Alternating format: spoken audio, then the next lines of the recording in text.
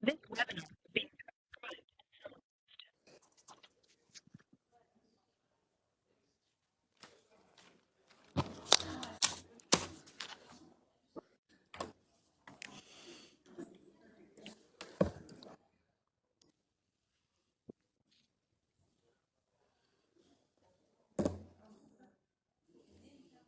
All right. Good afternoon, everyone. Happy Thanksgiving Eve of Eve, something like that. Welcome to Legislative Day number 20. We have at least two of our council members online. We're not sure where Councilman Marks is. He must be on his way, and Councilman Jones is coming up. So we're going to start with fiscal matters. First up, we have Chris Martin from Office of Information Technology, OIT, on a purchase order for Mitchell and McCormick, Inc. installation, data migration, testing, and support. How are you, Mr. Martin? Director Martin, sorry. That's all right. Good afternoon, council members, council chair. Appreciate the opportunity to be up here tonight. This fiscal matter is for a one-time purchase with Mitch and McCormick for installation, data migration, testing, and support of the health department's VHN medical record system. And it's to migrate them to new virtual servers to maintain Red Hat security updates. This will be updating the servers from version 6 to the latest operating system, Red Hat Linux 8. The current version is out of support. Upgrading to the latest version will result in enhanced application speed and security. If approved by the council, the total compensation will not exceed $59,000 for the upgrade. And then I have some auditor questions. The auditor questions asked were primarily related to the VHN application itself. This will not be touching the application, but the back-end servers to it. So we're bringing somebody in to help us with infrastructure migration behind the scenes. And so I don't have answers to all of them yet. We're working on getting the rest of them over to you before the vote. The first one is, why wouldn't the larger contract and its extension be presented to the council for approval? This is when we do eventually replace VHN, it's a software purchase. If there are standalone services that are received as part of it, that would, the software itself would be a commodity though. Was there a delay in executing the Third Amendment? And we're waiting on required documents from the vendor for it, which is why we're pushing it out a little bit. What are the details of Third Amendment in terms of term and compensation? It is a 3-year term, and the cap has a not to exceed of $5 million total. Is the contract still considered a cooperative procurement of the Rowan County, North Carolina Department of Health's 2003 contract? I have that one with the purchasing division right now, so I'm hoping to get you a response within the next 2 days on that. What are the county's long-term plans for its electronic medical record system? Has the county explored whether there are any lower cost solutions available? So we have completed an entire RFP. The RFP was issued, solutions were evaluated, and a selection was made. We recently finalized contract negotiations, and we're now working on the statement of work review. And happy to take any other questions. Any questions for Director Martin? Councilman Young. Thanks, Chairman. So the same vendor we've had since 2003? Well, for VHN, yes, but this specific piece that I'm bringing is basically a consultant that's coming in and helping us. Consultant might not be the right word. It's an engineering group that's going to come in and help us upgrade the server itself. Upgrade the server itself? Yeah. Because that server is... It's a previous version. It's on a previous version of Linux. I don't know if that's from 2003. I'm sure it's been upgraded since then. Right. But to continue using the current VHN environment until we upgrade the current version of the server, that's the one that has to be upgraded for security patches. Yeah. Well, I guess that just draws to the other question of, it sounded like you were mentioning it, and it was asked in one of the auditor's questions too, but what is our long-term, I mean, you kind of addressed the long-term plan, but it just seems like is there something that's more cost-effective that would, or even for implementation, other than bringing on for lack of a better word, contractor, upgrade the system, and if not, taking something that's more modern from 2003? I'm not, and also let me say this, I don't have enough information to say whether it's not meeting our needs. I'm just saying that we've been using this system since 2003, and now we need to bring on another contractor or organization to then help us upgrade it. It seems that we're taking extra steps here that might be mitigated. Sure. I think it's separating out the backend server from the application is helpful in this, where the application has had version updates to that since it was implemented, but we're looking at completely replacing that with a new product, even if it's from the same vendor. This specifically, there's been a Linux server that this sits on. That Linux server, and Linux, for those not familiar with it, is an operating system much like Windows or Mac. It's an open source server used in enterprise environments, and that system has been upgraded over time from 2003, just like all of our apps sit on either servers here or in the cloud.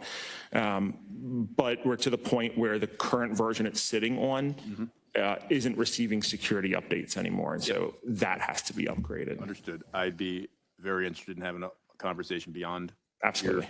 About long-term plan and also what we're thinking about, so that we're not, this is absolutely necessary. I mean, there's no short-term fix to not having security updates, but would be interested in that conversation and the department on how that is affecting, even in a positive or a negative way, the way that we provide a service to our constituents and also residents of Baltimore County. And as we're upgrading these, we're not just evaluating the application, but we are evaluating the infrastructure behind it. So there's the potential that this could be a cloud solution instead of an on-prem server as we're doing that RFP. Good to know. Thank you, Mr. Chairman. Absolutely. Thank you, Councilman Young. Any other questions? Thank you, Director Martin. Thank you. Appreciate it.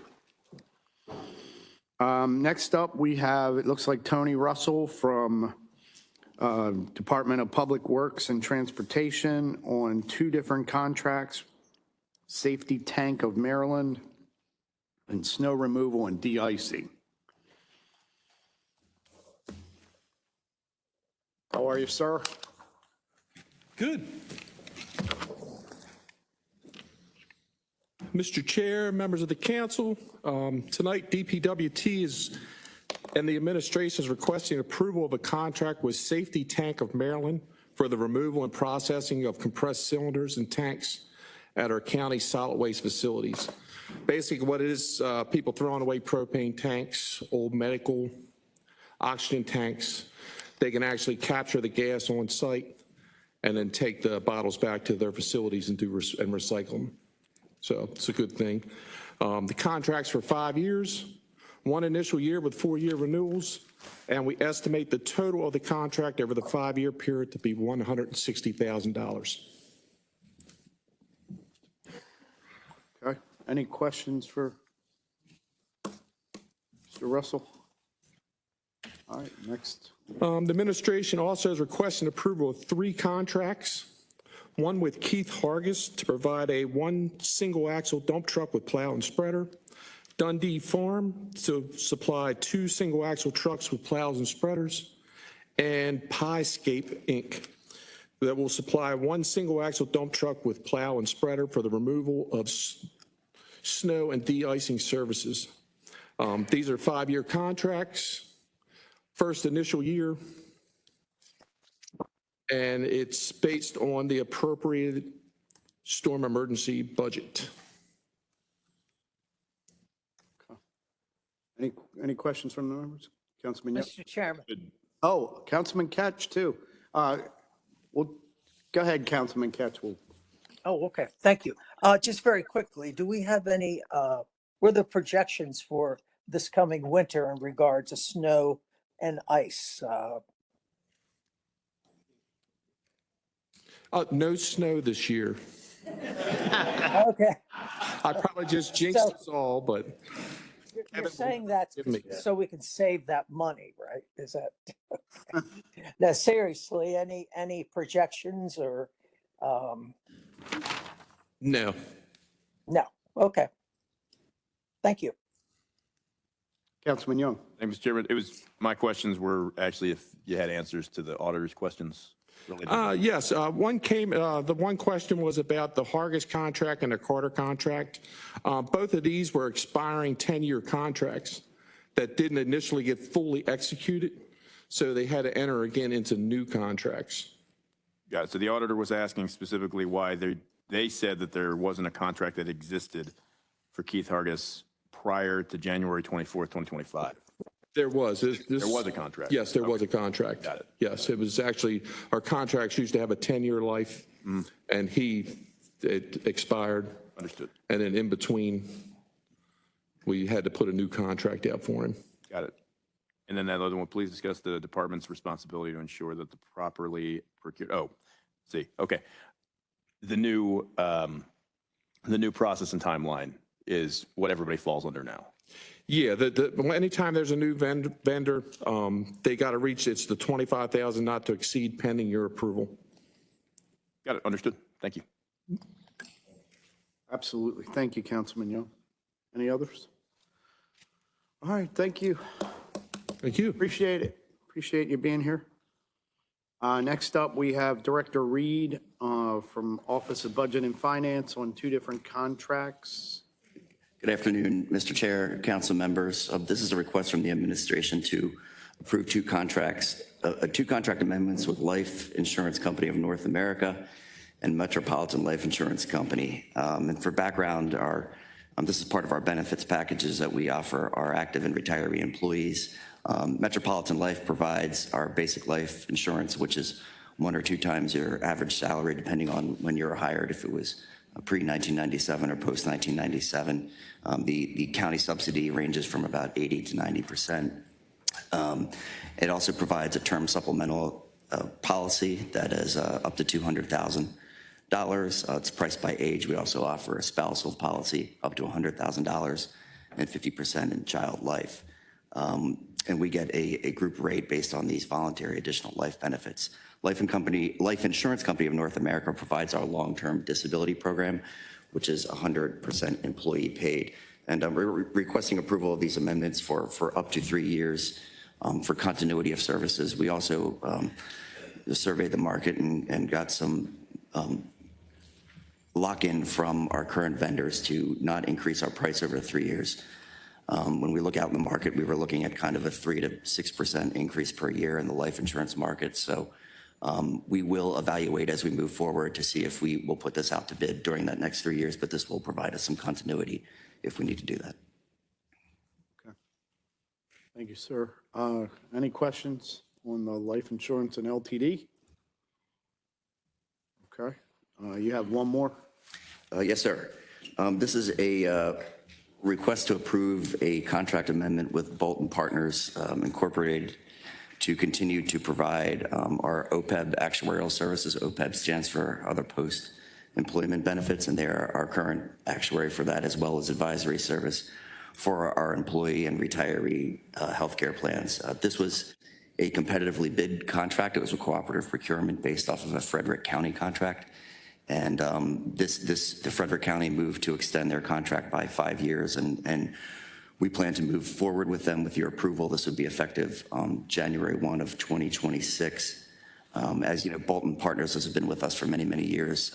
They were with us in 2007 when the county went through aggressive cost containment actions for our health plans, and we created a bifurcated rate structure where employees were charged more if they were hired after 2007 for dependents. And a few years ago, they were with us when we put that back, and we have now one rate structure, and that was one of the major requests from our union leadership to stay competitive in the market. So they've been with us for many years. I think it really is in the best interest of the county.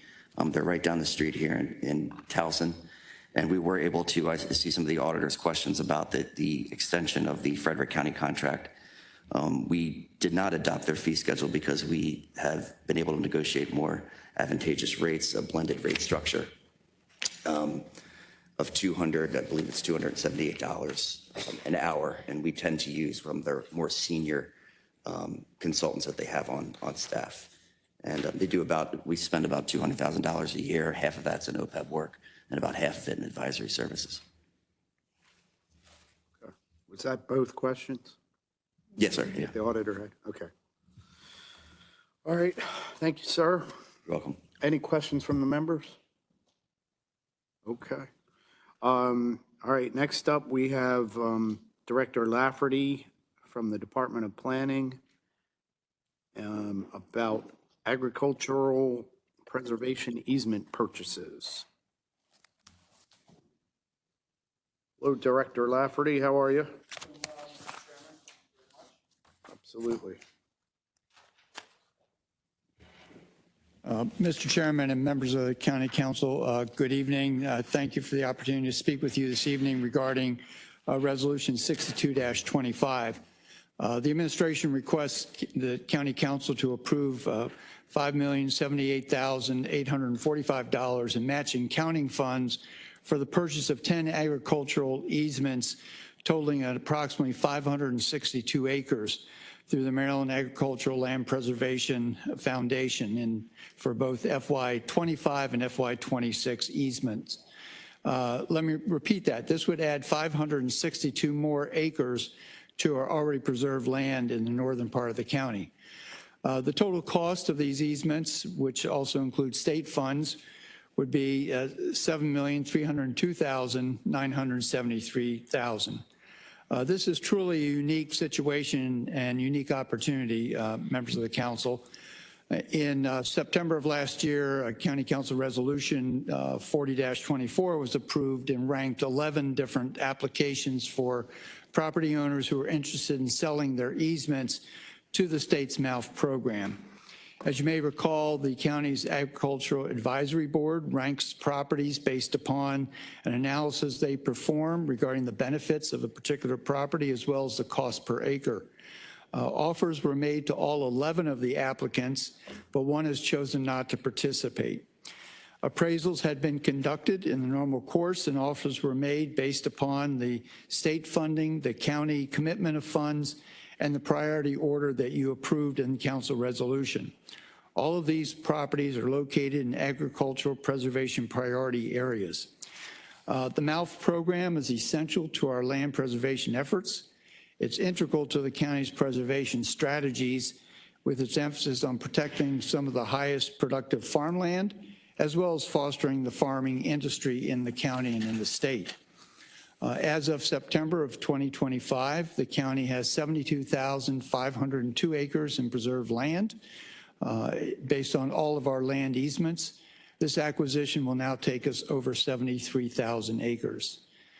Due to the state's budget constraints over the past couple of years, the typical MALF annual cycles were combined into 2 budget cycles. So instead of having 2 separate application cycles, one for FY25 and one for FY26, the state combined them into a single cycle. MALF funding at the state level was not as robust as it had been in prior years, which meant that the limitation on applications was just for one round of applicants in a 2-year period of time. This is very different than what we've typically seen. And so working with the combined state 2-year single application cycle, the county had committed $4 million for 10 easement acquisitions. We budget normally $2 million in each annual, in each FY for the MALF program. And when combined with the state matching funds, we will have a total of $7,302,973 for this combined cycle. This allows us to acquire easements for 10 of the applicants. And the county would not typically expect to make offers on every application, but because of this combined cycle, we're very concerned that future applications will not be, the stretch of period of time between cycles will be such that we will not have similar opportunities in the future. So we do not want to lose the opportunity to pick up all 10 of these easement properties, which is why it's a combined cycle, and secondly, why the amount of money that we're requesting approval to spend is greater than what we typically would do in a normal cycle. We have confirmed that there's adequate funds available in our budget, and we do not foresee that this would limit any funding commitments that we may make going forward. All 10 of these are in outside the ERDL in growth tier 4 and within the 2030 master plan's designated agricultural priority preservation areas. And with that, Mr. Chairman and members of the council, I request approval of the resolution. Okay, great. Thank you, Director Lafferty. Any questions from the members? Councilman Ketch? No? Okay. Nope. Just very pleased with Very what I hear, and I'd like to be a co-sponsor. Okay. Yeah, I would like to be a co-sponsor as well, too. Got that, Mr. Secretary? Oh, good. All right. Thank you, Director Lafferty. Thank you very much. We appreciate you Have a being good here. Thanksgiving. You too. Happy Thanksgiving. Thank you. Okay, next up, we have Director Renee Coleman from Office of Human Resources. Is Coleman with us tonight? Mr. Chairman, for the next two bills, I think, the 7925, which is the personnel bill, and 8025, which is the Commercial Vehicle Safety Alliance.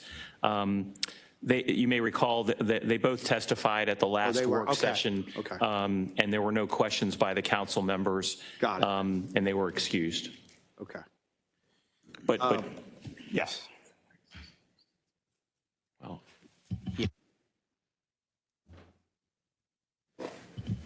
Is that all, Mr. Secretary? Okay. All right, so we'll move on then to Mr. Chair? Yes. If I may. Councilman Crandall. I don't recall if the question from our auditor on 7925, I don't know if that was addressed in the last work session. Is it someone from the administration want to address the question? Mr. Chair, if it pleases the council, I'm happy to. Thank you. The question relates to the bond rating agencies and expressing concern about the employees' retirement system status, and again, our 60% status. When we look at these personnel changes in relation to our labor, we have a cost of doing business that we make a commitment to our labor groups that we're going to try to stay in a competitive range, especially for our public safety folks, and part of that is the salaries and benefit packages that we provide, and on the back end is the cost that it will cost our retirement system. And I'd be remiss if I didn't say that was impactful, and it's impactful, and we plan for it year after year. And the auditor's note talks about a $5 million impact to the system, and we do expect and plan that to be factored into the annual required contribution that we put in prior years. But when talking about the bond rating agency, they're less concerned about the 60%, but they like the fact that we have a very conservative discount rate, and that's the actuarial assumed rate of 6 3/8. That is one of the more conservative rates that you'd see in a pension our size and our peers. So assuming that everything's equal and we continue to meet our returns, we've had a couple good years. We do have a 5-year smoothing, and we had a very bad year in 2022 that we're kind of working our way out of. But they look at willingness to fund. Do we fund the ARC every year? And a couple years ago, we added an additional $50 million into the pension system to move that forward. But it's something that we work with our labor groups and trying to be very transparent about. That sure, it's great to be ahead of the pack, but we do have it's pressure on our retirement system, and that's something that we're evaluating as we move through. I hope to have better news and good news depending on the returns that the system garners throughout this year, but things are very volatile at the time. So I think that hopefully can shed some light on those questions. And through at least the last few budgets that I can recall, I mean, we're closing the gap, right? We are closing the gap. We are fully funding the ARC. And again, the commitment from the prior administration to take surplus one-time funding and put an additional $50 million into the retirement system. And that moved up the funding status about a percentage point. But yet we are no longer, we're paying off that ARC. It's about a 25-year payment like a mortgage. And again, all things being equal, if we make our investment returns and this administration and future continue to fund it fully, it should be paid off and you get closer to 100% status. But again, as it's a balancing act with the benefit packages that we provide our employees and our labor groups. Understood. Thanks, Director Reed. You're welcome. Thank you, Mr. Chair. Thanks, Councilman Crandall. Any other questions? Okay, thank you, Director Reed. So next up, we have Bill 8125. This is from Councilman Jones. Zoning regulations, uses permitted in business major, animal boarding place, Class B. I know you talked about this last meeting. Do you want to talk about it anymore? Yes, I'll just be real brief. Basically, I don't even know how brief I can be, but I'll try to be as brief as I can. It involves a animal boarding clinic. We appear to have two different sections. One section allows animal boarding, but not dogs. So this young lady's in business in a shopping center where there's other animal boardings, but for whatever reason, because she's the newest one, it was discovered that this particular zoning does not allow dogs, whereas the other part of the animal boarding does allow dogs. So this will make an exception in this shopping center alone so that she can board dogs like the other folks in the shopping center. So we talked about it extensively 2 weeks ago. Any questions?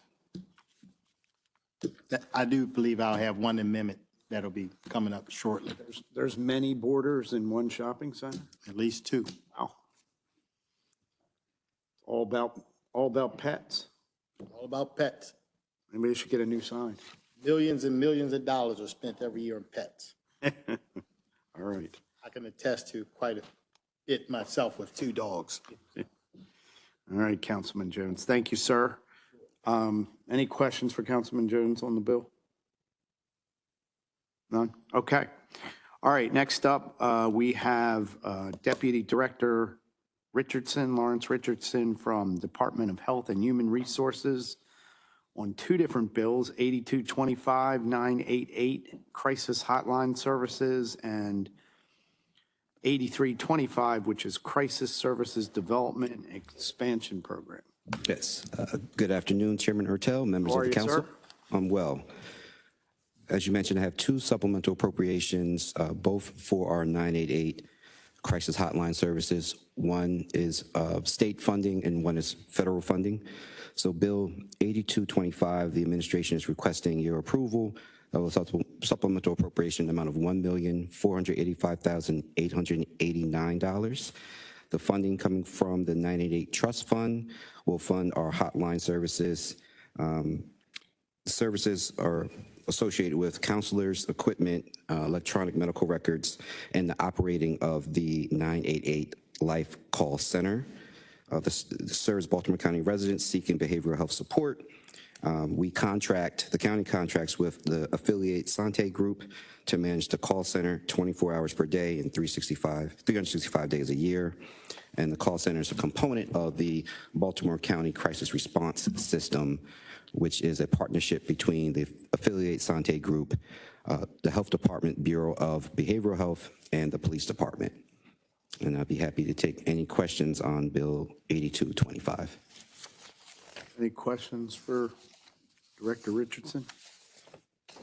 Okay, next up. Okay, so Bill 8325 is also a request for supplemental appropriation in the amount of $34,794. This funding is federal funding coming also for our crisis services within the 988 program. The funding is also to be used for the same services, counselors, equipment, and electronic medical records associated with operating the 988 system in Baltimore County. Any questions? All right, thank you, sir. Thank you. Happy Thanksgiving. Same to you. All right, next up, we have Director Tan from Department of Aging on Bill 8425, Long-Term and Dementia Care Program. Good evening, Director Tan. How are you? Good evening, Mr. Chairman.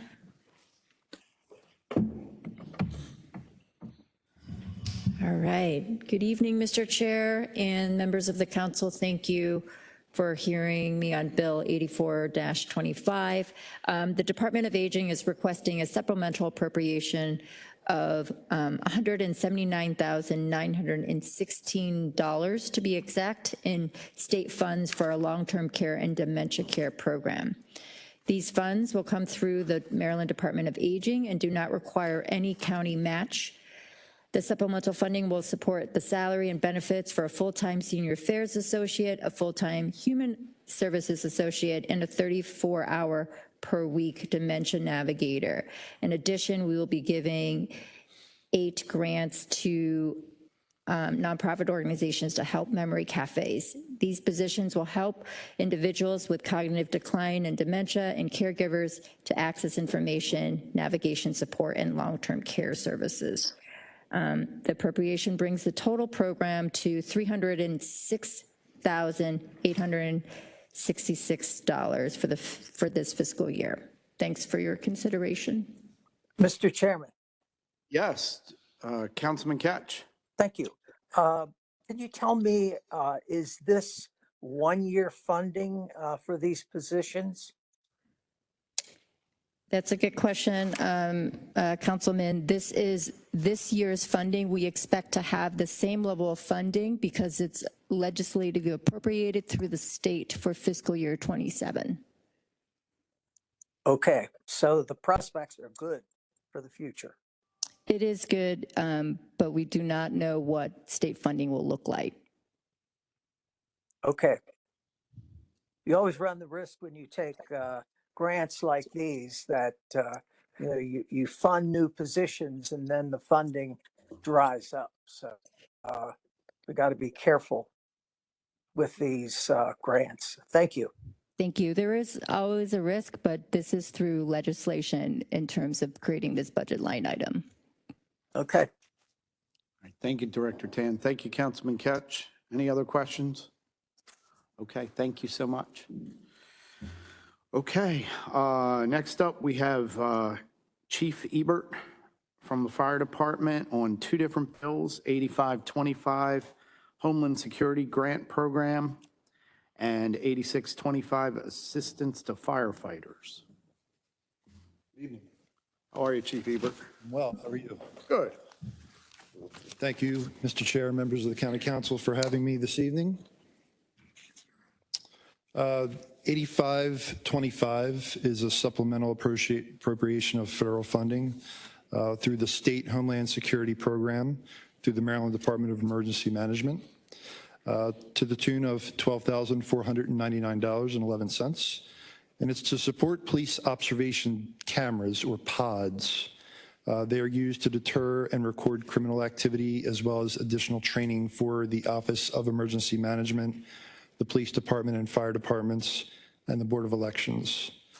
The grant funds will be used to provide incident management training to 8 to 10 incident management team members to prepare for election-related incidents.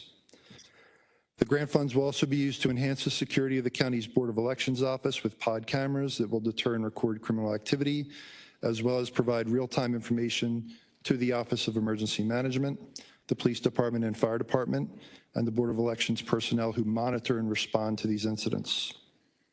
There are no future encumbrance or match required for this grant award. Good. Any questions from the members? Mr. Chair. Yes. Councilman Patoka. Thank you.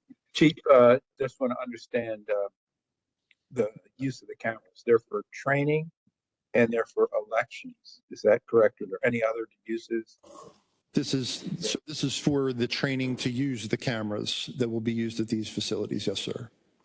And so are they used at the early voting centers? Are they used at where the drop boxes are? I believe it's a combination of sites. Yes, sir. But they're really not, we're not placing cameras in other areas of the county. Is that correct? Not that I'm aware of. Or this type of camera. Okay, thank you, Chief. Yes, sir. Thank you, Councilman Patoka. All right, next up, you have the, is that 8625? Yes, sir. 8625 is also a supplemental appropriation of federal funding for $1.368 million. We're requesting an amendment to the 2026 current expense budget by appropriating to the Gifts and Grants Special Revenue Fund monies derived from federal funds made to Baltimore County through the Assistance to Firefighters Grant from the Department of Homeland Security. Matching funds from derived local shares to the tune of $124,364.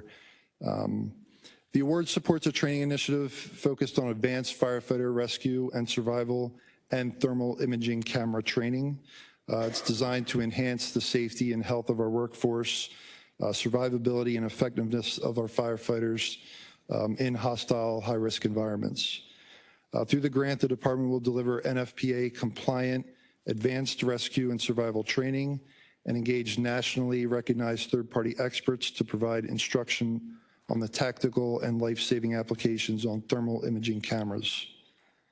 The initiative reinforces our ongoing commitment to firefighter safety, continuous improvement, and operational excellence. This is a 2-year grant period starting October the 2nd, 2025, and extending through October of 2027. Again, it is a split funding opportunity with a 90% FEMA contribution and a 10% county matching funds. Councilman Jones. No, I would just, congratulations on getting the grant. I think it's money well spent.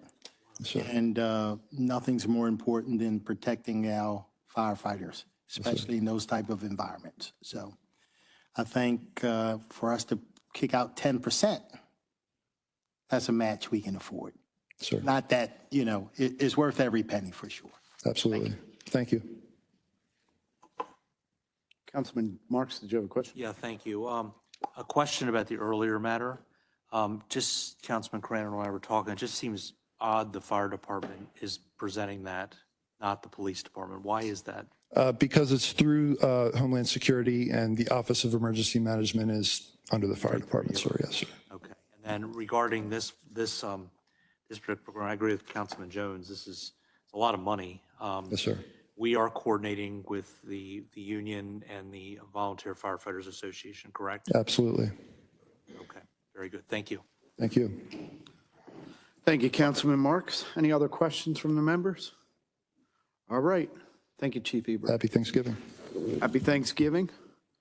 Next up, we have Mr. Samir Sid, Deputy CAO of Economic Development and Infrastructure, who's soon, this might be your next to last testimony? Uh-oh.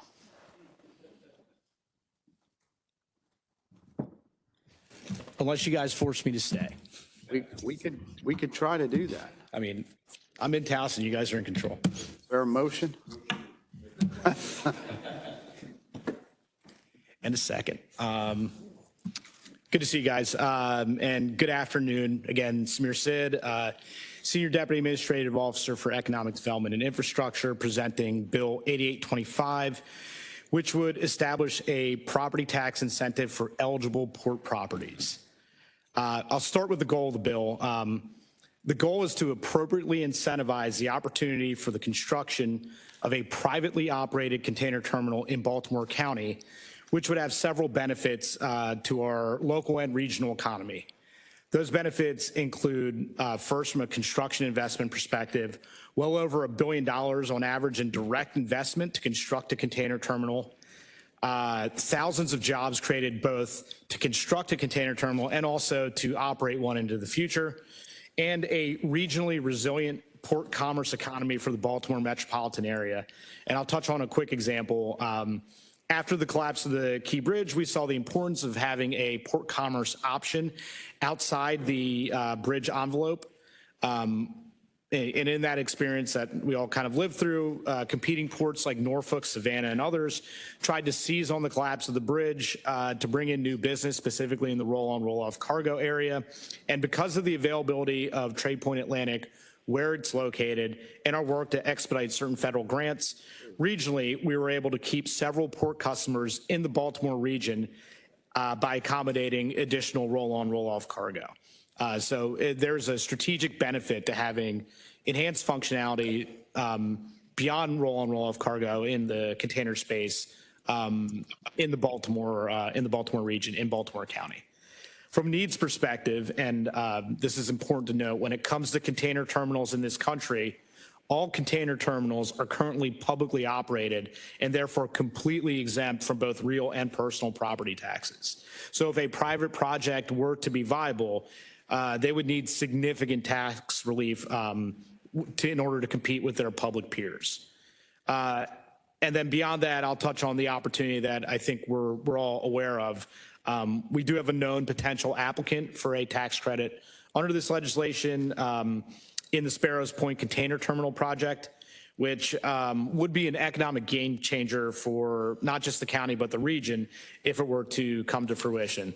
And I touched on this generically at the top. I can talk about it a little bit more specifically related to this specific project. From an investment perspective, the anticipation, the current estimate is nearly $1.2 billion in construction to build this project.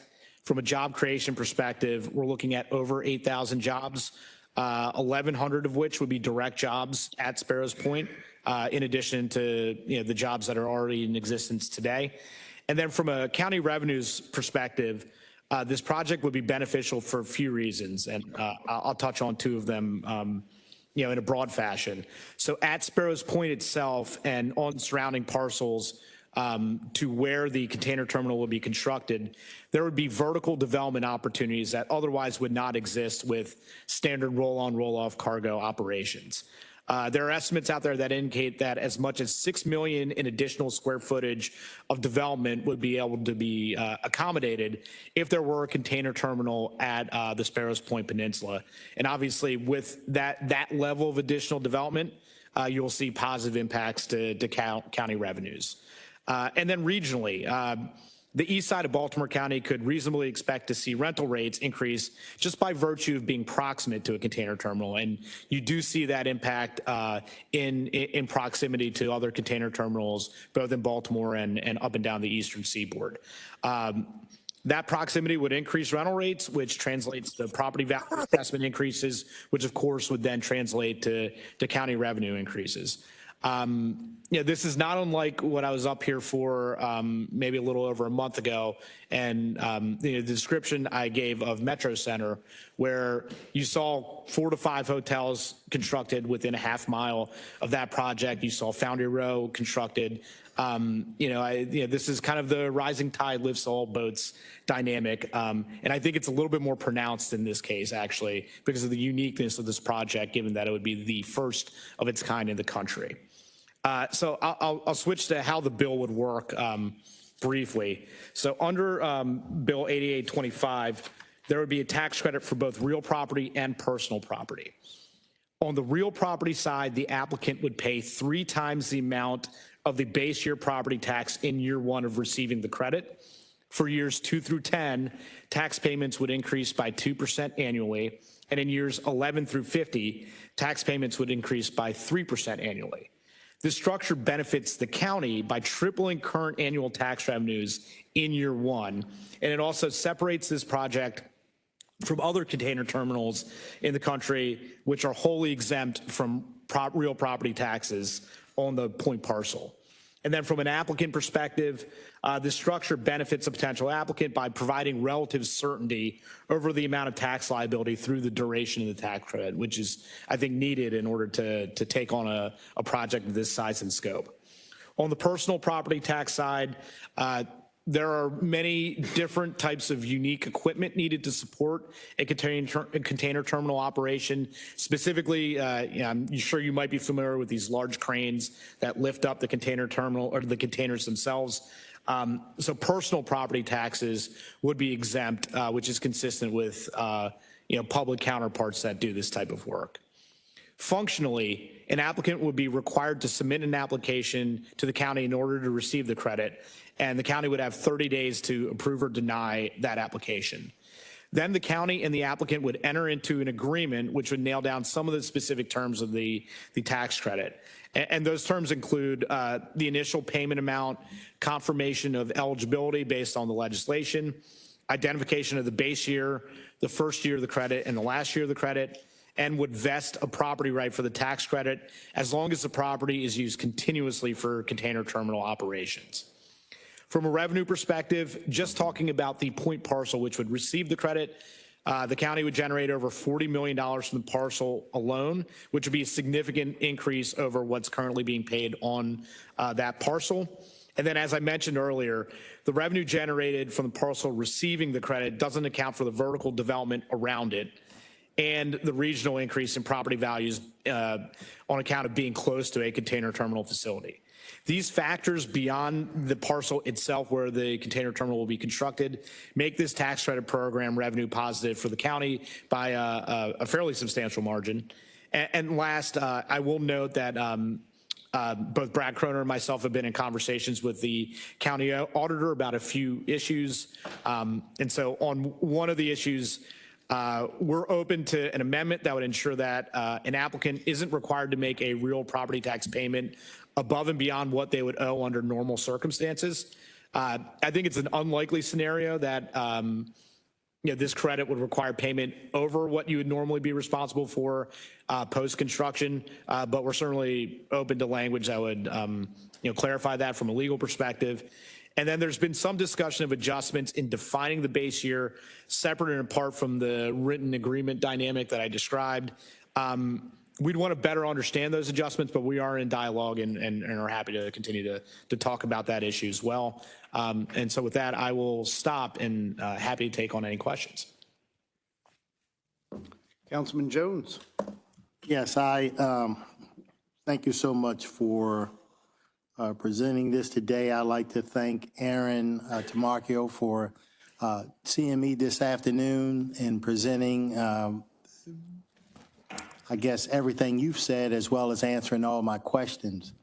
And I'm very fortunate to have been here, I guess, to some degree from the very beginning of Trade Point Atlantic. And I have to tell you, I've been very proud of the investments the county have made in terms of being a partner, producing good jobs there.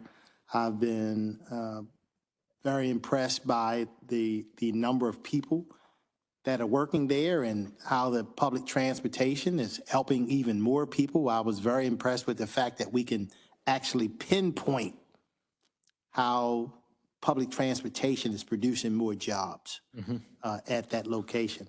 So based off of what I've heard today and what you've presented, it seems like a no-brainer to a certain degree to continue to progress at Trade Point Atlantic, to continue to make that everything it can be in terms of not just for Baltimore County, but for the entire region. Because when I looked at the jobs that it produced a lot of jobs in Baltimore County, but there are a lot of folks from Harford County getting those jobs, a lot of folks from Baltimore City and Anne Arundel County getting those jobs as well. Yep. Part of me says we should be sending them a bill too, but nonetheless, we'll work that out in the future. But right now, I'll be very happy and proud to be added as a co-sponsor, Mr. Secretary. Great. Thank you, council member. And, the only other thing I'll add is, when, as a county, and we've had a couple of these, when we evaluate, potential tax credits and potential incentives for economic development, there's kind of the but-for test and the likelihood of would this project happen without the support. Given the uniqueness of this project and the fact that it would be the only privately operated container terminal in the country, and it will be playing in a space where all of its competitors don't pay property taxes, whether real or personal, the but-for test for us as a county, this is kind of a no-brainer. We either want to be competitive, we want the investment in the county, or we don't. And I think, this is one that it needs the support from us in order to happen. And I think, we're happy to provide that support and happy to build on what Trade Point has been doing at the peninsula for some time. Councilman Marks. Thank you very much. I agree completely with Councilman Jones. I actually believe that the decision in 2015-16 by the county government to support the infrastructure was one of the most consequential decisions this county has made in the past 25 years. I mean, Trade Point Atlantic was up and running by the time of the pandemic. It seized the need for logistics and distribution during that time and it's produced, 17,000 jobs at least. So I am wholeheartedly in favor of this bill. I'd like to be added as a sponsor. And there's a great story to be told. The cost of waiving the traditional taxes versus the multiplier effect as this money is produced and circulates throughout the economy. It's well worth the decision we're going to make on this bill. Please add me as a sponsor. Thank you for your presentation. Thank you for your outstanding service to Baltimore County. Appreciate that. Thank you. Councilman Crandall. Yes, Mr. Chair, thank you. Samir, it's been a pleasure working with you in the past few years. We've had some successes. We've had a lot of conversations that are still maybe on the table. We'll see. Yes. But thank you for your work on this. And I was happy to, once I read through the materials, the economic development analysis that was done by an independent party, and met with both the administration and with TradePoint numerous times, actually, with the leadership at TradePoint, with Aaron and Kristen, who are here today. This is a massive opportunity for Baltimore County, and not only for the 7th District. Just consider, one of the things that you didn't mention was that one of the partners in this proposed project is probably, there's numerous people here in the audience that can correct me if I'm wrong, but probably the largest shipping company in the world is making a direct investment in Baltimore County at Sparrows Point and at TradePoint Atlantic. So you just can't minimize the scope of this opportunity that is right before us.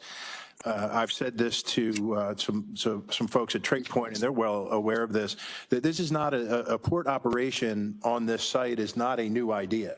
This idea has been around for at least 2 or 3 decades, and it's something that the state had identified years ago of expanding port operations. Now, it never worked out with the owners, the previous owners of the site. Didn't work out where the Port of Baltimore was able to take care of it, but or to get that project moving. But this is something that has been talked about by economic development experts for a long time. And we're finally, we have the right people to get this job done and create this amount of jobs. Like Councilman Jones, we started at the same time. And TradePoint Atlantic was just coming into being, really. And we've seen in 10 years going from 0 jobs to 15,000 jobs, now looking to add a substantially larger number than that now. And, when I started, I was on a mission to do what I could do from an economic development standpoint and play some sort of role in recreating the job base that had disappeared from our area. And we've seen in just 10, 11 years where a project of this scope, and it's been so successful, just in terms of job creation, I'm not even talking about the community partnerships and things like that that TradePoint has developed, that it just exceeded my expectations as to how far and how fast we could go. And now we're looking at the one final component. There's still some leasable property, as far as I understand it, still some leasable property, but, and there's some opportunities sort of hanging out there that are kind of stuck in regulatory environments, and don't need to get into all that. But this is the last large opportunity that Baltimore County is going to have to play a vital role in the success of really commerce in the region. So I'm happy to be a sponsor of this. If you look at we have some ILA guys. You guys can really fill up a pew. I can tell you that. So if just anecdotally, if you go to a convenience store or a restaurant or a grocery store at lunchtime or around dinner time, you'll see port workers patronizing our local businesses, and you'll recognize them because they still have their safety vests on. And so that's the type of economic impact that Councilman Marks was talking about how this investment and this tax incentive will pay dividends once this operation is up and running. Will pay dividends out into our local economy. Another reason that I'll support this. So I didn't want to go on too long, but it's just nice to see that in 10 years of work, a job base has been recreated. If you remember, just 10 to 15 years ago, GM was gone, Bethlehem Steel was gone, our major employers were gone. We had basically hit rock bottom. And the company that sustained both Councilman Jones' family and my family was gone.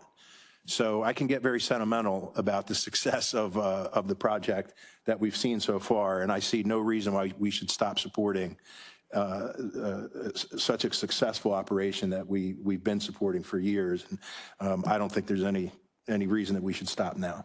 So with that, I'm going to turn it back to you, Mr. Chair, and I appreciate the co-sponsorship of several of you, and hopefully we can, in a couple weeks, get this wrapped up. Thank you, Councilman. Mr. Chairman, Yes, Councilman Ketch. thank you very much. I take a look at our county, and I'm very concerned about the future.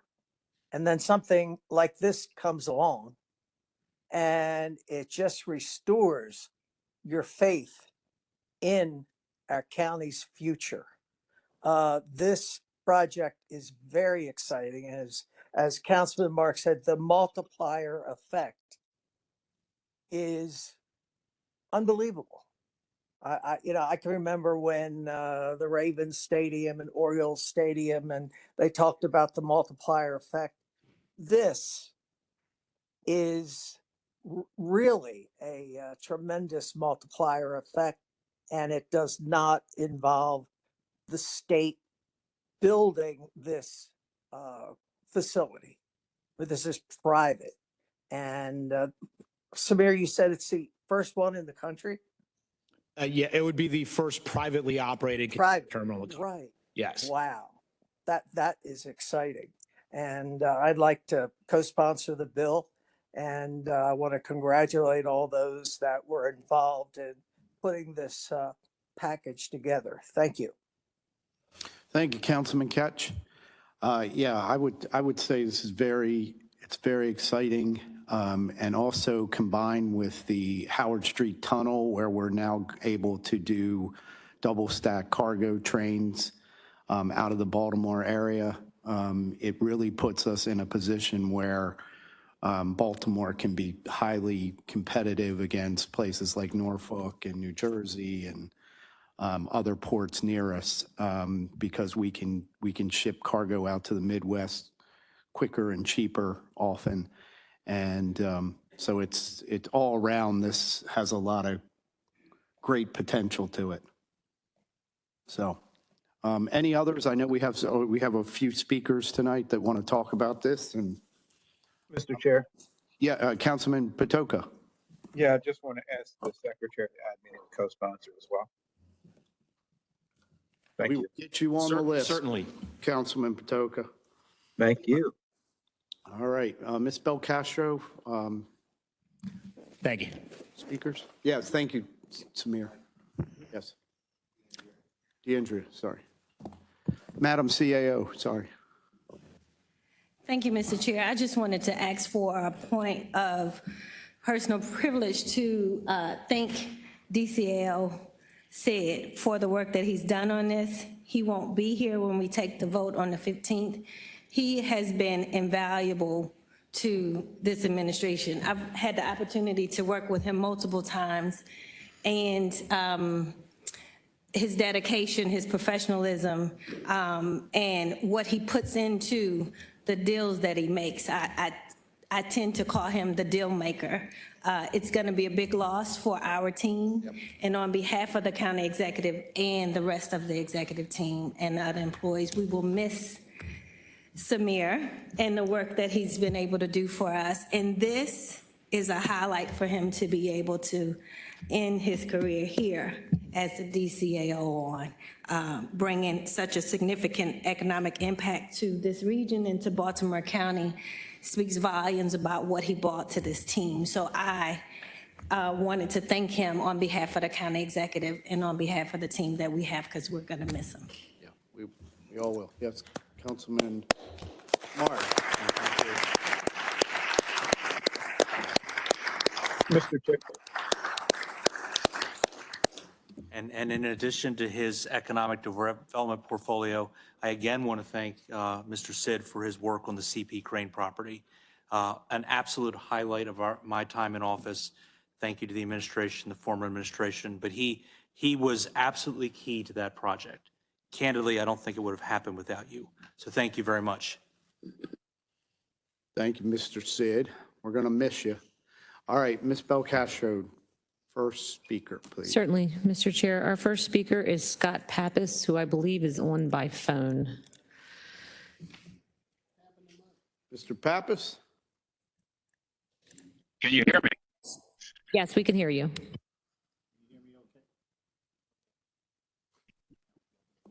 Can you hear me? Yes, we can. Hello? Great.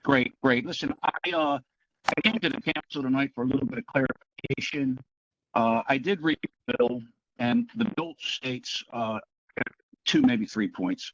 The bill states the payments will commence at 3 times, if you want to call it, the base or dirt value of the property, which is being charged $132,000. If we multiply that, that's $396. Now it says it'll pay an additional 2% on the second year, which means that it would pay the $396 plus another roughly $8,000 would be $404,000. And then after that, we continue to add 2% to the preceding year's assessment, okay? And over 10 years, according to my calculations, because this is an amortization like a mortgage, it's just like a stacking every year of 2%. Over just 10 years, we only gain $85,000 increased revenue. Now, of course, I don't know what I'm talking about, but that's the math that I came up with. Additionally, the project clearly, I mean, the Army Corps, everybody realizes there's going to be a substantial investment, and it's been pegged at $1 billion. At the current rate, I'm just going to go not with the property, I'm just going to stay with the real property rate of 1.1. If it's $1 billion, that's $11 million a year that would have been a revenue to the county. And over 50 years, that came out to $150 million.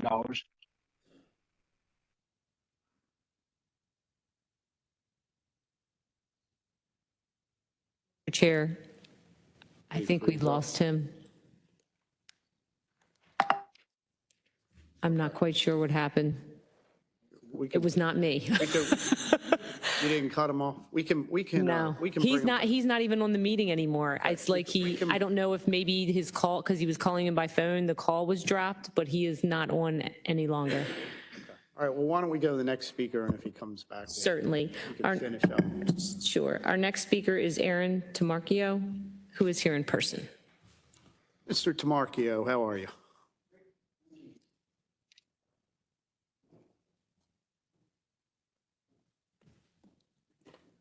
Good afternoon. Thank you for having me this afternoon. My name is Aaron Tamarchio. I'm the Executive Vice President of Corporate Affairs here at TradePoint Atlantic.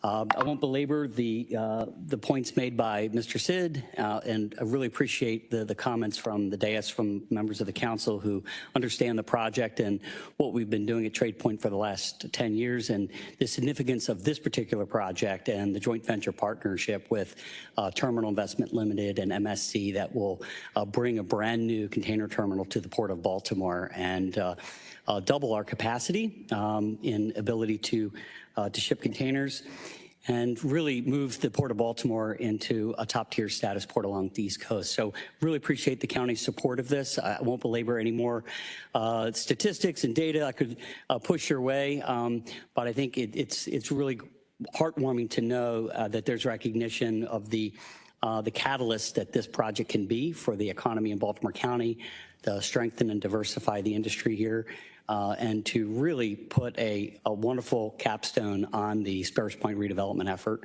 with this container terminal. We really think this is something that will sustain the economic model that's been built out over the last 10 years, far beyond all of our lifetimes, quite frankly, because it's that significant of a deal and that long of a commitment that's being made by this partnership. Open myself up to any questions the council members may have. Councilman Marks? Mr. Tamarchio, Councilman Crandall mentioned the union component to this. Yes. So this will be a PLA, right? A private PLA, which basically means that there will be no worker stoppages. Can you describe any of the other additional incentives for union workers? Sure. We've been working with our union partners for quite a long time. In fact, that's the operating engineers over there, a great group. They've actually helped rebuild Sparrows Point over the last 10 years and been moving some of the bulk cargo for our terminal operations. And very, very proud to have partnered with them. And they're definitely part of the future for the container terminal build. We have the building trades that we've been working with as well, and bringing them into the bidding process for our project. And what we've done is we've actually set a prevailing wage for the project. This is a private terminal. This is private money, private investment. But we've recognized from day one the significance of union labor at Sparrows Point as a company, and that's something that we're continuing to move forward with as we get into this next phase of development. You recognize the importance of engaging labor and also ensuring that there will be no worker stoppages, and I think that's a really we haven't had any problems with that. Very key part of this. So thank you, and thank you to you all. Mr. Chairman. Councilman Crandall. Mr. Tamarchio, how are you? So it's not often that you can sit on the dais and insult a whole union, which I did by calling these guys. calling these guys. I'm not going to hear. I'm not going to hear the end of this. You know, and I know some of you. I don't know. I just had a brain freeze on that one. So sorry, gentlemen. But there's been some questions that have come up. I know you've fielded them. I want to give you a public opportunity to field them. So competition with the Port of Baltimore. Right. What does this do, either for or against this state port? This grows our port economy.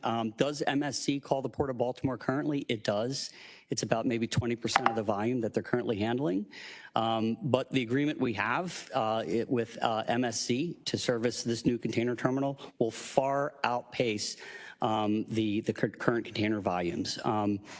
Not to name a particular port, but we grow at the expense of another state that those cargoes flows will be coming from. And having MSC as a partner, they're jointly investing in this project. So if you own something versus renting something, you're going to prefer where you're directly invested. So we have the world's largest shipper making a major play on the East Coast. And this will not only direct future container cargo that they own to Baltimore. When you have the world's largest shipper making a play for Baltimore, it's going to make it the case for Baltimore much easier when we talk to other shippers to grow our container capacity. Yeah, I was, I guess, sort of a little naive until I started talking with you and Carrie about just the cutthroat competitive nature that is port operations, especially on the East Coast. So all the more reason for us to pass this bill. So with the success of Trade Point that we've already seen, and a proposed container port, truck traffic is always an issue. It's one of the consequences of Trade Point's success is that we have more truck traffic than we've ever had, and compound that with large Amazon facility up on Browning Highway, and compound it with just the progressive growth of the Port of Baltimore in the last 10 to 20 years. So could you, I know you all have studied this, so could you address some concern about an additional container port bringing more trucks to the area? Sure, absolutely. And this is something we studied quite heavily. Just for the entire project to occur, we've gone through a 2-year NEPA process led by the federal government through the Army Corps of Engineers. And that process looked at every aspect of this project and potential impacts, and traffic was one of them. What's really unique about the Sparrows Point Peninsula is it's an entire industrial city connected directly by an interstate intersection. So trucks will move from the container terminal up along the western side of our property, which is currently Riverside Drive, cut on to Bethlehem Boulevard, and right there onto the interstate, right there at I-695. So it will stay, the truck traffic will stay most entirely in the Sparrows Point Peninsula proper, and not be traveling through communities like we currently have, largely because of the bridge being down.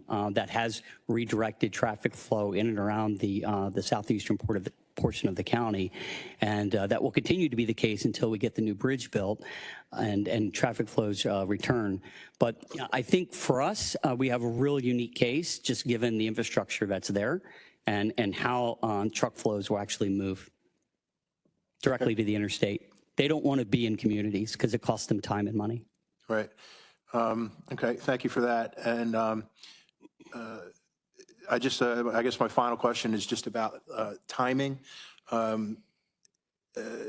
So I think a lot of us were pretty disheartened to learn that the Key Bridge is way over the initial estimate dollar-wise, and they, I guess the Fed and the state tacked on 2 more years before completion. So what's the timeline for this particular project? Well, I feel the Key Bridge's problems. We're a big infrastructure project. We're seeing a lot of what they're seeing that's yielding out in what we're seeing as we put the final budget together. And some of the lead times on some of the equipment that we're having to purchase is extended beyond what we thought. We had initially thought 2028. We're now looking in Q1 29. A fully constructed and operating terminal and operating terminal. Okay. Thank you, Aaron. Thanks, Mr. Chair. Thank you, Councilman Crandall. Any others before we move on to the next speaker? Just wanted to note that Mr. Pappas did get back on by phone, but then he hung up again. So that's why I reset the timer. I thought I was going to call on him next, but he apparently jumped off the meeting again. Our next speaker is Mark McQuay, who is here in person. Mr. McQuay, how are you? Good to have you here tonight, and all your members, it looks like. Yeah. Is that, they're all your members? I brought all my members, or brought all my staff with me today, and as I would tell my my union brother from the IOA, I think my staff is much better looking than his. Councilman Crandall's going to the podiatrist for foot and mouth syndrome, so. It's all good. Council, I appreciate the time, and I'm going to be quick. My name is Mark McQuay, and I am the business manager for the International Union of Operating Engineers, Local 37. And our union consists of heavy equipment operators and other skilled workers, and we are on the front lines of revitalization as former industrial areas have become new cityscapes and as industrial sites are remade to provide for current and future trade needs. We support Trade Point Atlantic's Sparrows Point Container Terminal project, and we support the legislation that leverages private investment wisely. Over the last 10 or more years, Local 37 has worked with Trade Point Atlantic, and we have built a great relationship with them.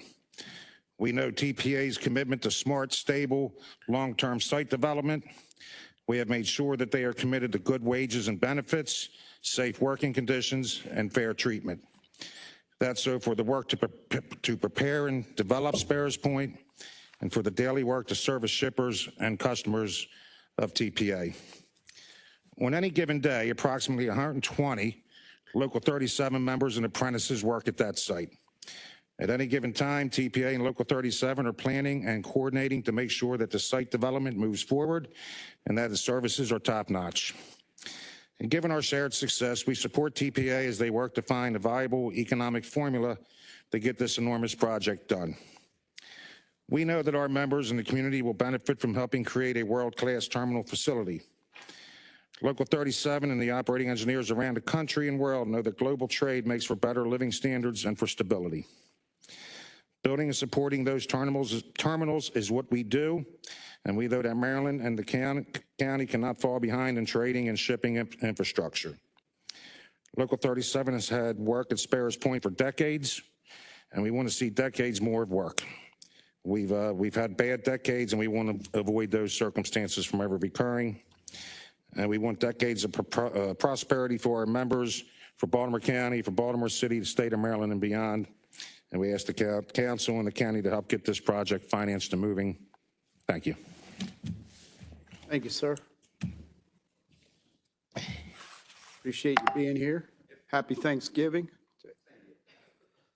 All right, Ms. Belkacem, next speaker. Our next speaker is Don Moeller, who is here in person.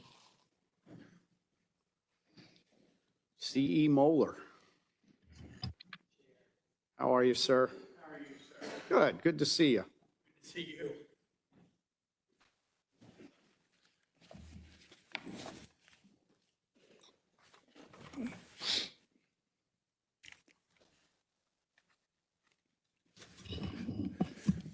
Mr. Chairman and council members, it's a pleasure to return to this chamber and be among so many good friends.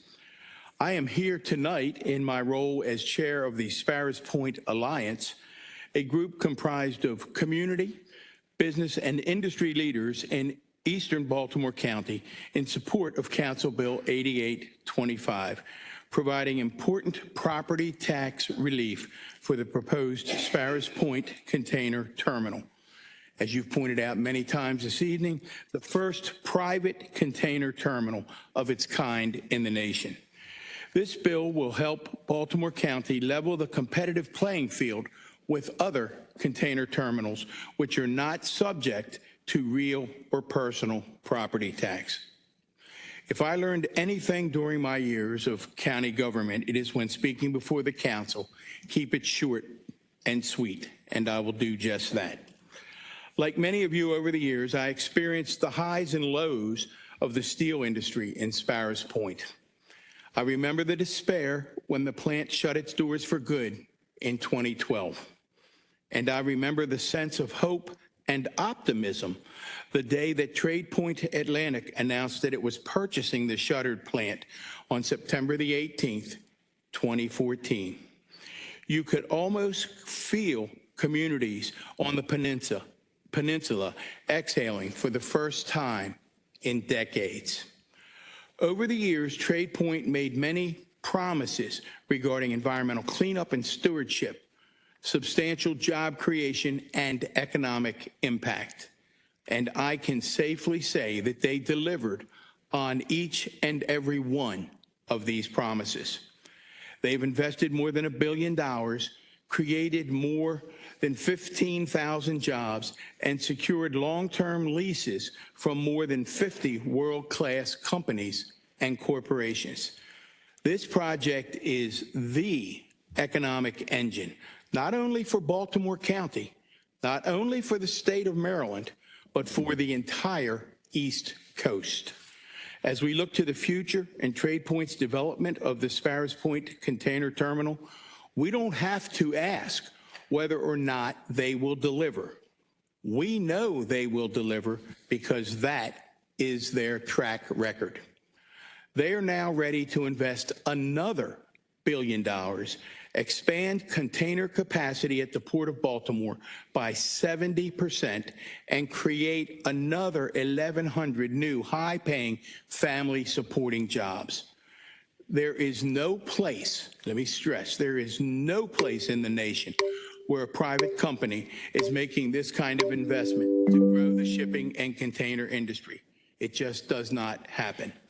With your help, we are about to make history and change thousands of lives along the way.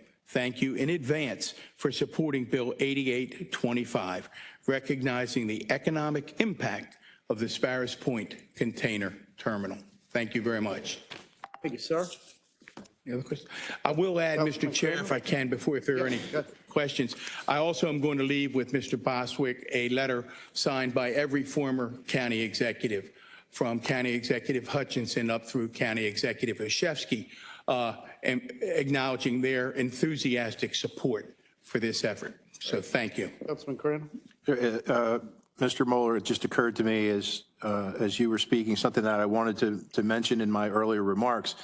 You talked about history, and something I've shared with some folks privately is that when all is said and done, there should be documentaries and books written about this. Yeah, I could not agree more, Councilman. I often, when Mr. Tamarchio and I speak, we often talk about that day in 2014, and I think Councilman March, you indicated you were there at the beginning. You remember the story very well, and I remember the day that Trade Point came in and they laid out their plans and their vision for the future, and how you could literally lay it on top of a public input group that county executive cabinets had put together, and how similar they were. And again, I stress that Trade Point has delivered on each and every item. So I think you're right. There's a documentary in the waiting. Very good. Happy Thank you, sir. Thanksgiving, everyone. Happy Thanksgiving. You too. All right, Ms. Bill Castro, next speaker. Yes, Mr. Chair. Our final speaker this evening is Chris Mudd. I'll yield my time. Oh, good. Move favorable. Anybody else? Mr. Pappas never came back. Okay. No, he did All right. not. All right, thank you, everyone. And we're now moving on to Bill 8925. This is with Director Reed about bond ordinance. Good evening again, Mr. Chair. We have a debt lullaby coming up, so Mr. Mudd waived his time, but I'm happy to have this conversation and watch people leave as fast as they can. But this is it's the holidays, so this is our favorite time, is when we normally present our annual borrowing ordinance to the council for approval, and this is our mechanism on how we fund our capital budget that exists. No new funding, and this is currently, again, how we're going to make our cash balances whole. And we ask for the approval via Section 709 of the county charter. In specifics, Bill 8925 authorizes the county to issue up to $189 million in consolidated public improvement, or CPI bonds, including $123 million for schools, $34 million for public works, $21 million for waterway improvement, $8 million for parks, preservations, and greenways, $4 million for the community college, $3 million for agricultural preservation, $3 million for community improvement, and $2 million for refuse disposal. And again, these are our current and projected cash needs to make each capital project fund whole as of the end of FY26. And our bonds are issued on a cash reimbursement basis and not as a method to fund specific projects. This bill will authorize us $160 million in Metro District bonds, including the issuance through the Maryland Water Infrastructure Revolving Loan Program, whereby the county can maintain lower interest rates through a subsidized state program. It will authorize us to issue callable debt, and that's debt that's due for refinancing on all of its outstanding issues, provided that we receive a minimum 3% value savings to the county, and we monitor that continuously with our financial advisor. The bill will authorize the county to purchase development rights through an installment purchase program, or IPA, and that encourages agricultural landowners to sell land or land preservation easements to the county to allow them favorable tax advantages. And this ordinance would allow us to issue debt for that purpose. And with certain exceptions, the authority to issue these bonds and bans will expire next December 31 of 2026. Our debt issuance plans, as you know, bans or bond anticipation notes are short-term one-year notes sold in anticipating of issuing longer-term bonds at a later date, allowing the county flexibility in issuing debt and potential for short-term interest savings. And these are typically issued when long-term rates are higher than short-term rates.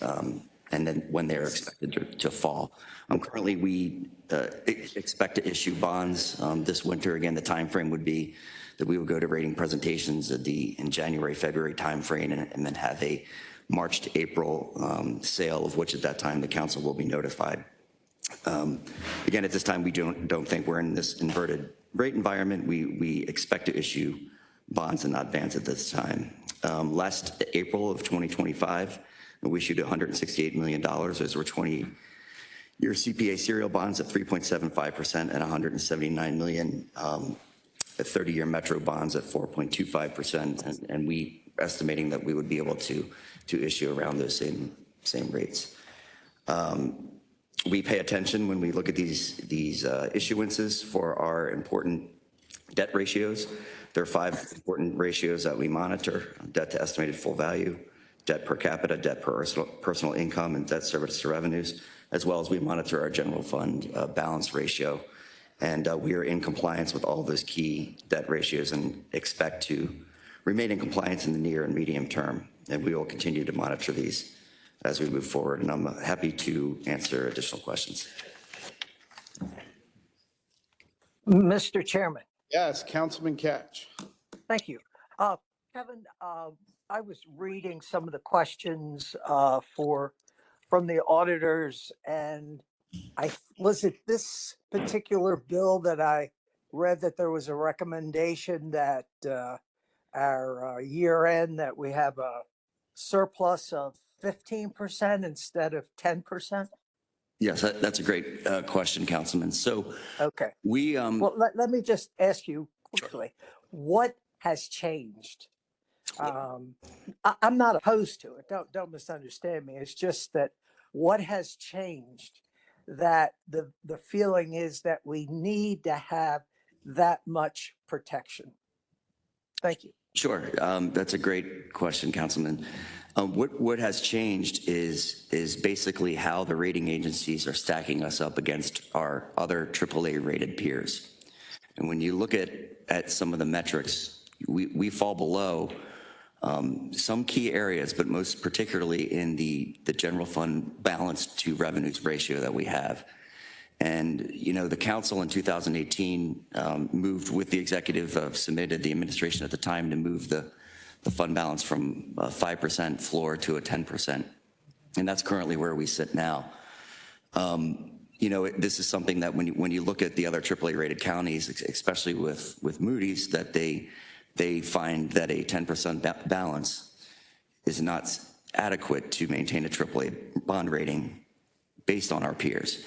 Now, with that said, you know, I think the question to the auditor, or the auditor asked is, do we plan to move forward raising that target rate? And this is something that we're still evaluating, and I think that this obviously would come before you as in the form of legislation, because the council would be a part of moving that target up to 15%. That I think when we've had conversations with our financial advisors and with we've had some discovery calls with Moody's, that the target and the floor and the legislation is less important than your actual performance. And if you look at the last couple of years of the fund balance that we've been able to maintain, we're well into the 20% range. So, you know, as we evaluate actual legislation or another type of policy, I think what's most important is that we move into FY27 with a 15% fund balance, and we are probably well positioned to do that at this time. And again, we've seen kind of the volatility out in the, you know, with the federal government and their state budget, and it would probably behoove us to move forward in that direction. But that's something that we're going to evaluate over the next few months, and would be putting a plan in front of you with the next budget. What I guess with what you just said, are you talking about a phased into 15% starting in 27, or are you talking about a goal of 15% in 2027? I think it would be a goal, but I think that we're going to be in a position to formulate a budget maintaining a 15% or higher fund balance for FY27. Assuming everything is how we're waiting for our first quarter numbers for income tax to come in and be finalized, and that'll be very telling on where we end up at the end of, for the first quarter of this fiscal year. But we're we'll have our financial statements that'll come out in December, and we beat our expectations last year. Again, we budget revenues conservatively. I think that we will be in a decent position moving forward.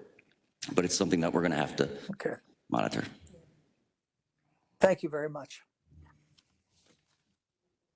Any other questions from the members?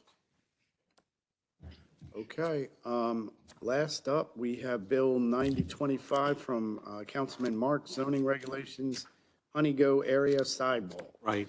Bill 9025 states that sidewalks are not required in the Honeygo area to connect a single-family development with a public road if a hiker-biker pathway has already been built connecting that development to a public road. And I am working with the administration on this to see if this might be accomplished another way than a bill. That's all. Okay. Thank you, Councilman Marks. That was quick. Is that all, Mr. Secretary? All right. That is all, Mr. Chairman. Thank you, everyone. Happy Thanksgiving. Be safe out there. And go Ravens.